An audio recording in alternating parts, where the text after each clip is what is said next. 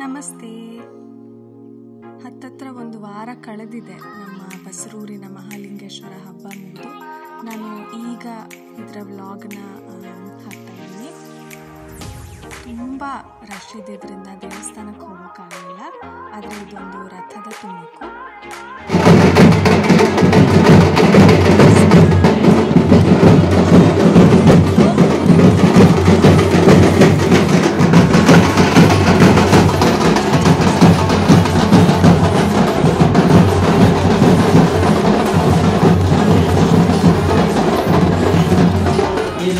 ರತ್ವೇರಿ ನಡೆಸುವ ಕಾರ್ಯಕ್ರಮ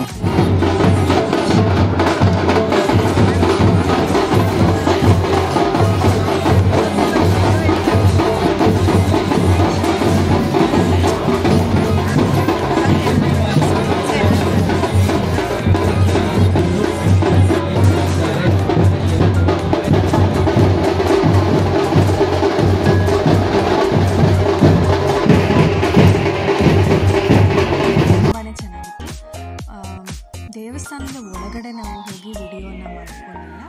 ಇದು ಇನ್ನು ಹಬ್ಬ ಅಂದಮೇಲೆ ಸಾಕಷ್ಟು ಅಂಗಡಿಗಳೆಲ್ಲ ಇರುತ್ತಲ್ಲ, ಸೊ ಅಲ್ಲಿನ ಕೆಲವು ತುಣುಕುಗಳನ್ನ ಇಲ್ಲಿ ಹಾಕಿದ್ದೀನಿ ನಾನು.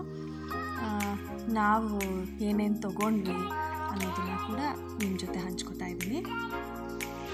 ಈ ರೀತಿ ಹೊರಗಡೆ ಹಬ್ಬ ಜಾತ್ರೆ ಅಂತ ಹೋದ ಕೂಡಲೇ ನನ್ನ ಮಗನಿಗೆ ಕಣ್ಣಿಗೆ ಫಸ್ಟ್ ಕಾಣೋದೇ ಪೊಟೆಟೊ ಟ್ವಿಸ್ಟರ್, ಅವನ ಫೇವ್ರೇಟ್. ನಾವು ಕಡಲೆಕಾಯಿ ಪರಿಷೆಗೆ ಹೋದರೂ ಅಷ್ಟೇ, ಅಥವಾ ವೀರಪುರದಲ್ಲಿ ಸುಬ್ರಹ್ಮಣ್ಯ ಜಾತ್ರೆಗೆ ಹೋದರೂ ಅಷ್ಟೇ, ಅವನಿಗೆ ಫಸ್ಟ್ ಕಾಣಿಸೋದು ಇದು. ಸೊ ಅದನ್ನು ತಿಂದ ಖುಷಿಪಟ್ಟು ಇನ್ನು ನಾವು ಮನೆಗೆ ಬೇಕಾಗಿರುವಂತಹ ಕೆಲವೊಂದು ಸಾಮಗ್ರಿಗಳನ್ನು ಸಣ್ಣ ತಗೊಂಡ್ವಿ. ಈ ರೀತಿ ಸಣ್ಣ ಸಣ್ಣ ಊರುಗಳಲ್ಲಿ ಹಬ್ಬ ಅಂದರೆ ಅಂಗಡಿ ಮುಂಗಟ್ಟುಗಳಲ್ಲಿ ಸಿಕ್ಕಾಪಟ್ಟೆ ಕಾಸ್ಟ್ಲಿ ಇರುವಂಥ ಐಟಮ್ಸ್ ಎಲ್ಲ ಯಾವುದೂ ಇರೋದಿಲ್ಲ. ಹಾಗಾಗಿ ನಾವು ಯಾರೇ ಹೋದ್ರೂ ಕೈಗೆಟ್ಕೋ ಬೆಲೆಯಲ್ಲಿ ಏನು ಬೇಕೋ ಅದನ್ನು ತಗೊಳ್ಬೋದು.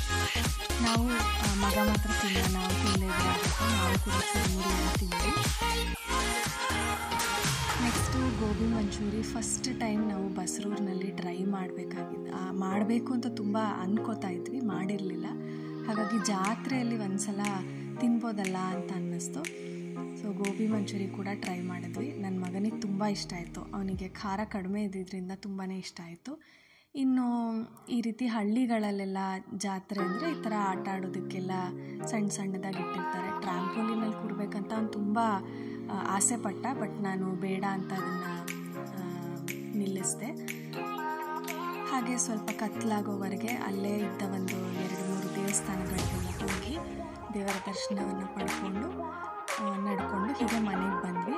ಬಂದಮೇಲೆ ಏನೆಲ್ಲ ತೊಗೊಂಡ್ವಿ ಅಂತ ನಿಮಗೆ ತೋರಿಸ್ತಾ ಇದ್ದೀವಿ.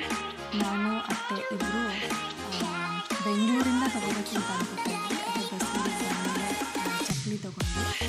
ನಂತರ ಇದು ಸಣ್ಣ ಸ್ಕ್ರೇಪರು ಅಂದರೆ ತುರಿಯುವಂಥ ಇದು ಶುಂಠಿ ಅಥವಾ ಸಣ್ಣ ಸಣ್ಣದಾಗಿ ಸಿಪ್ಪೆಗಳನ್ನ ತುರಿಯೋದಕ್ಕೆ ಎಲ್ಲ ತುಂಬಾ ಯೂಸ್ ಆಗುತ್ತೆ. ಸ್ವಲ್ಪ ಶಾರ್ಪಾಗಿ ಕೂಡ ಇದೆ.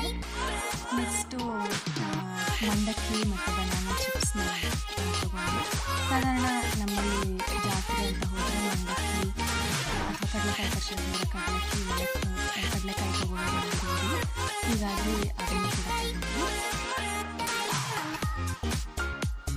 ನೆಕ್ಸ್ಟು ಇದೊಂದು ಡಬಲ್ ಲೈನಿಂಗ್ ಇರೋ ರೀತಿದು ಒಂದು ದೊಡ್ಡದು ಸೋಸೋದನ್ನು ತೊಗೊಂಡು. ಇದು ಯಾಕೆ ಅಂತ ಹೇಳಿದ್ರೆ ಬಾವಿಯಿಂದ ನಾವು ದಿನ ನೀರು ಸೇರ್ತೀವಿ, ಸೊ ಕಸ ಅಂಥದ್ದೆಲ್ಲ ಬಂದರೆ ಅಂತ ಹೇಳಿ ತೊಗೊಂಡ್ವಿ. ಮತ್ತು ನನ್ನ ಮಗ ಊನೋ ಕಾರ್ಡ್ಸ್ ತೊಗೊಂಡ, ಒಂದು ಹಳೇದು ಕಳೆದೋಗಿತ್ತು ಅಂತ.